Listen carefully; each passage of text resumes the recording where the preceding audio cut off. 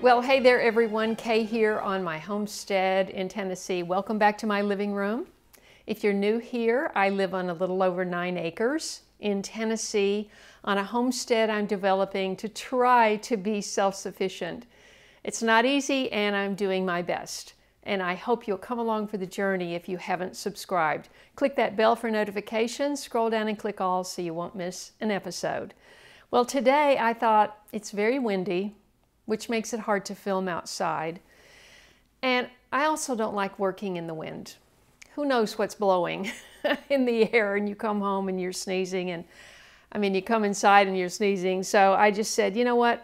I've got plenty to do inside today. So let's just get a few things done and you can help me, okay? You can come along.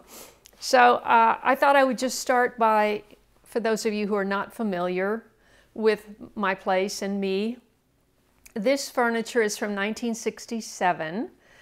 My mother bought it in Nashville. She was determined to have modern furniture. Everything was very traditional back then, and obviously seen those pictures of the Museum of Modern Art furniture in the magazines, and they had a similar kind of replica set up in a furniture store in Nashville. And she said they went to every store in Nashville, and they finally, the last store, they found this.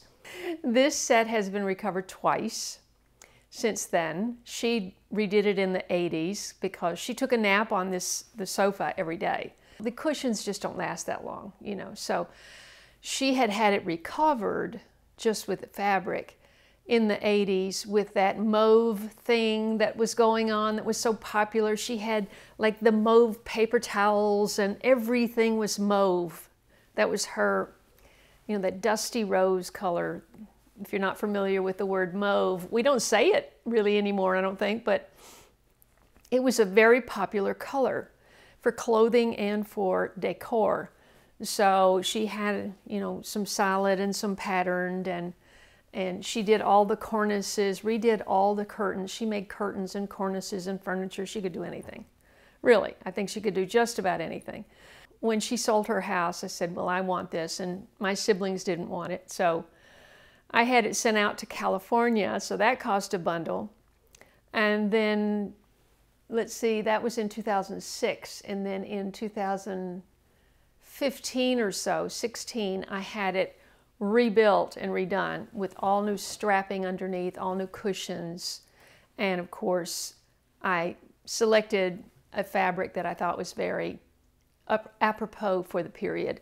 So that's what I'm sitting, that's in my living room. Now I should have sold this entire set of furniture in California before I left because it's just not the right kind of thing for a homestead, for a farmhouse, but I'm sentimental. What can I say? So these orange vases were in, let's see, yes, they were sitting on the desk in our living room when I grew up.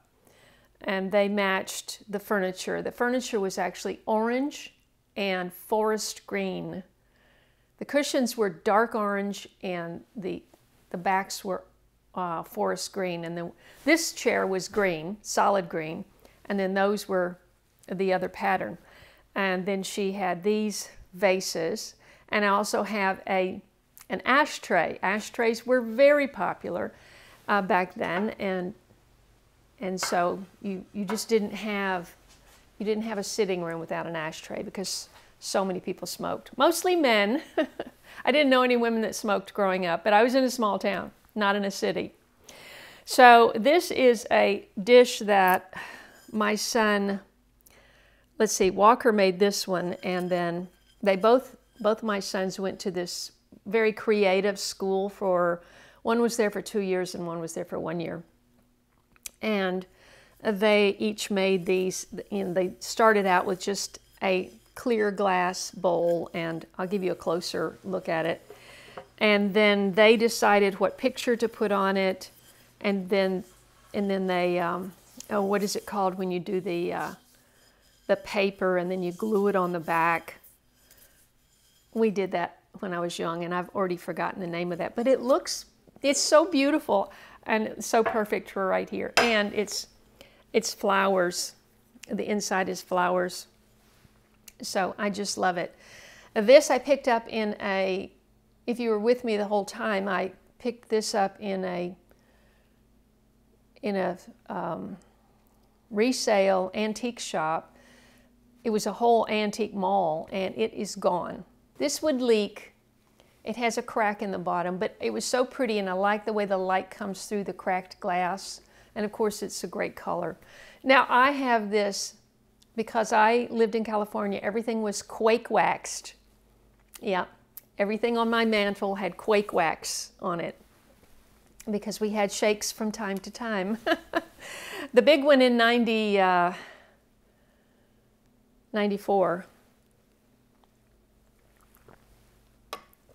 That was a roller coaster. It will come off. I just haven't taken the time to do it. And I thought, you know what? I dried the flowers the last 2 years my son Walker sent me. Last year, I didn't do it as soon. This year, I dried them almost as soon as I got them. And I'm just going to put some dried flowers in here, because this is where I had my Christmas bush. My Sweet Annie Christmas bush was in here. And so it's been empty for a while. This year I got roses. Last year I got peonies. They dried so beautifully. Peonies don't last very long, and I'm told. I've never grown them. I've wanted to, but never have. And so we're just going to make a little arrangement. Nothing special. My mother was much better at this sort of thing than I am. But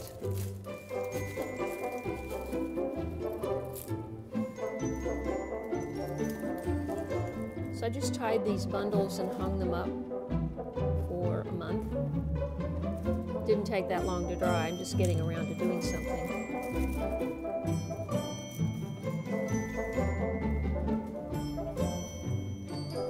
I can't even, well, I can do that. It'd be prettier that direction. I wanted to just point out I got a fabulous present from our friend Daryl at the channel. It's called The Sacred Plant, Healing Secrets Exposed. 7-episode docu-series, 12 expert interviews, and 2 bonus Q&A sessions. I can't wait to dive into this, although it's DVD. I don't have a DVD player. I don't have a television, but I do have a CD burner drive that I can use to watch it on my computer. Okay, so I just love these dishes. This is melamine, you probably know. I had a few, and then when I went to the apartment, I thought, this is the perfect, the apartment was, I just had a couple of cabinets. It was so small. And I thought, oh, I got onto Etsy and I ordered some more, so I had a full set, and I just love them. What we're gonna do is just lay out our egg cartons. This is a new brand I just saw recently, and it's obviously a small family farm. Organic pastures, pasture-raised, organic, large, grade A, heirloom colored. 100% regenerative, 100% pasture-raised, 100% organic. And they were actually, considering all of that, they were actually quite reasonable, I thought. Now, it's more than you're going to pay for factory eggs. You know, that's just a reality. So my feeling is, eat less eggs. I don't know. Better to get good quality than all of the chemicals. And an organic farmer actually told me this one time at a conference, and he said that the free range designation, the government designation for free range, can be as little as a 10-foot concrete pad on one end of a big factory hen house with thousands of chickens. 10 feet by 10 feet, as long as they have a concrete pad to get out and walk around,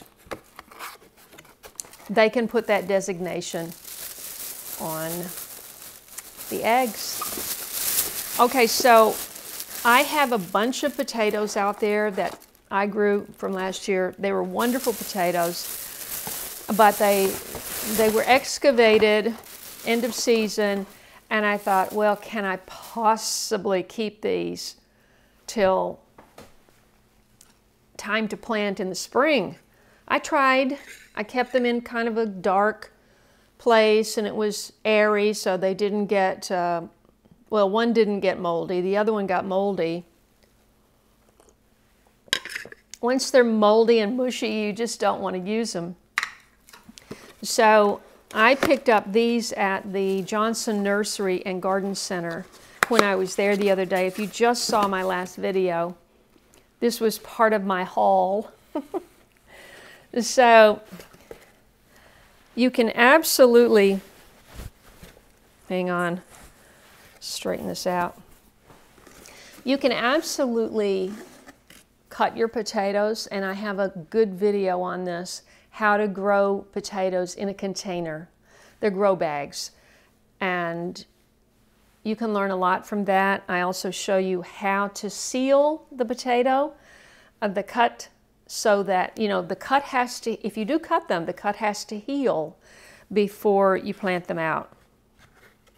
And you don't want to put them in the ground with a fresh cut because it can be contaminated.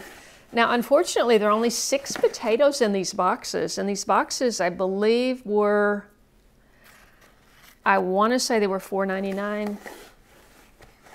So $5 for 6 potatoes, or it could have been it could have been $5.99. So you can get more potatoes, but lately I've just been doing it without cutting. First of all, I don't need that many potatoes myself, and it's kind of more of a sure thing that they're going to do well if you don't cut them.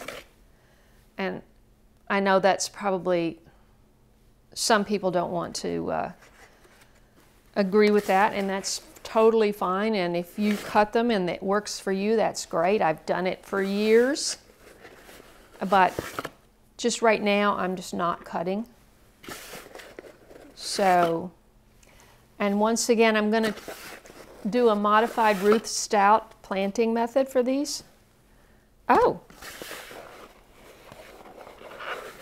I thought it was only 6 potatoes, 6 seed potatoes, but there are 8. But 2 of them are tiny. No problem. Tiny seed potatoes can still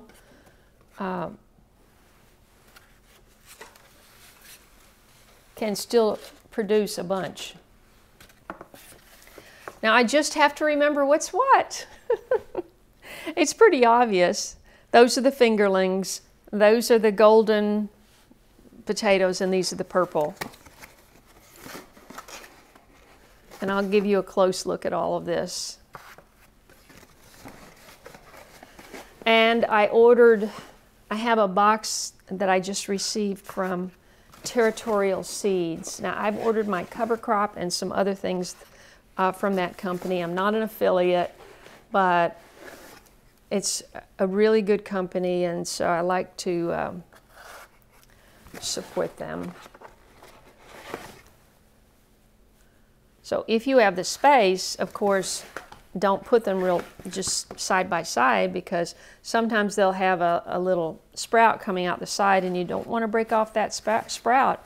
These have already got small sprouts, so they could actually be planted now. What I'm going to do is set these kind of not in direct sunlight, you know, over there somewhere. And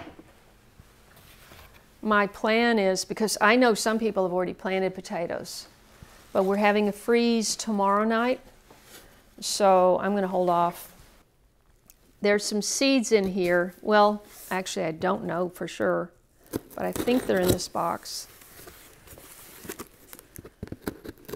They sent the potatoes separately, so these may just be the potatoes. Ah!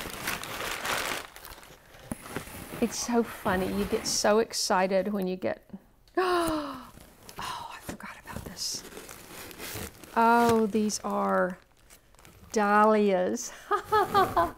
Oh, gosh. I had this wonderful neighbor in the Palisades, and he had a reputation for his dahlias. And he kept the bulbs over winter, and he brought them out with fresh soil. And he set up with concrete blocks and planks. He set up a 2-row set of bleachers in his little front yard and set up all his pots. I would say he had 25 or 30 pots, and all different kinds. This one is absolutely gorgeous. I'll show you this closer. This is Bohemian Spartacus. And this one is, this is peony. I did buy a peony. I'd forgotten. It's like a pale coral. Oh my goodness. I've got to, maybe I should do these in pots. What do you think? Omega Dahlia, which is a peach, yellowy, pinky, beautiful. Hemp twine. This is for tying up tomatoes. I think I'm going to use that for that.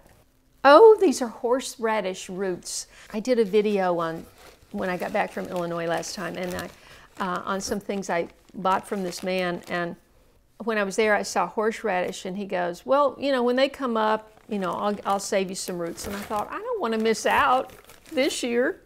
So I've never grown horseradish, and I just can't imagine how good it must taste. How, you know, fresh. Fantastic. This is the one thing I really wanted out of that box. For every order, they give you a 10% off your next purchase. That's just to keep you buying. I understand that. Anyway, fenugreek is supposed to be, well, it's an ancient and revered spice that's remarkably easy to grow. Really? Oh, really? I tried seeding it twice, but they were old seeds, and has been used medicinally for a wide variety of health issues. I heard it's really good for female stuff. So I thought, well, let me grow that. Plants reach 1 to 2 feet tall. Let's see, sow seeds 6 to 8 weeks. That's about right, before last frost. Well, tomorrow could be our last frost. Who knows? I mean, but normally I'm not planning on planting anything out until at least the 2nd week of April, maybe the 3rd. And I'm not going to put out tomatoes. You know, my tomatoes are this tall. So I saw them in the store. They're like, no, I'm not putting out tomatoes for a while. I sowed them too early last year, and the year before, and they're really leggy, and by the time you get them in the garden, you've got to bury them deep. You got to, I have a video on putting them to bed, which was a term a young Mennonite girl told me. She said, "Daddy puts them to bed," and I have a video on that, and I'll put it up there. But it would be so much better to have, you know, compact, you know, strong stems when they're only that tall. So that's what I'm going to try to do this year. So I want to get these seeded today, and I wanted to show you the Sweet Annie, if you recall my Sweet Annie video, I watered that so it's a little heavy. So I've probably got, this is a 50 cell tray, so I've probably got about, well, there's 10 good ones right there, 11, 12, 13, 14, 15, 16, 17, 18, 19, I mean there's 20 good ones in there, and there's more in that one. So you ask, what am I going to do with that? I have no idea. I was thinking about making a Sweet Annie hedgerow. But I want it to be just inside my fence, which has not been built. You know, I haven't gotten anybody to do that yet. These are some of the things on my mind. What is on your mind? What are you doing right now in March to try to get ready for the season and get things going? Let me know. If you enjoyed this video, please leave me a comment, hit the like button, and I look forward to seeing you in the next video. God bless. Take care.